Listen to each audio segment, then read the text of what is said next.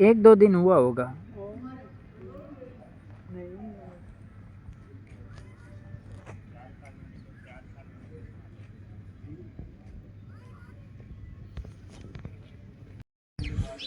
તો મિત્રો હું અહીંયા બરસાના કોલોની હતો, બસ બરસાના એસોસિએટ કોલોની, બરાબર, અદાની કંપનીની.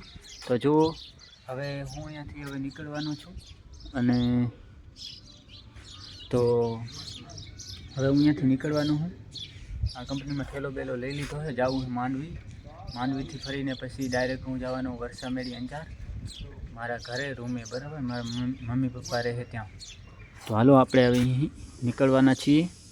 આ જો આ કોલોની છે, બરાબર, તમે જોઈ શકો છો. સારી કોલોની છે, રહેવાનું સારું હતું. બાકી તો આપણે આગળ વાત કરશું, બરાબર. તો હવે હું અહીંથી નીકળવાનો છું. ચાલો તો હવે નીકળી આગળ વાત કરવાની છે સિક્યોરિટીથી, બરાબર.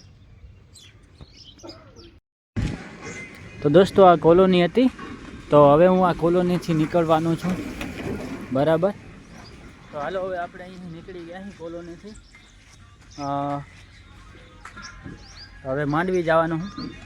તો હાલો હવે આગળ જઈએ બસ સ્ટેશને, અને પછી માંડવી નીકળીએ. જો અહીંયાનો નજારો કેવો મસ્ત છે. અહીંયા કોલોની હતી, અદાની કોલોની, બરાબર. સારા રૂમ હતા, બધી સુવિધા, બરાબર.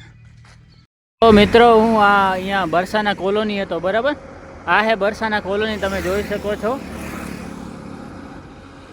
આ જે છે બરસાના કોલોની છે, અને આ સામે જે દેખાય છે અદાની કંપની છે.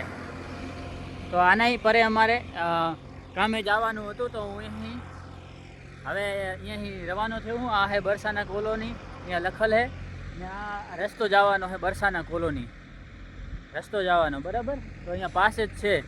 તો હવે હું અહીં નીકળવાનો હું. તો હાલો આપણે હવે અહીં નીકળીએ. આ જો બરસાના આ રસ્તો, અને હવે હું માંડવી જવાનું આ સાઈડમાં, બરાબર. તો હાલો હવે આપણે અહીંયાથી નીકળીએ, જઈએ માંડવી.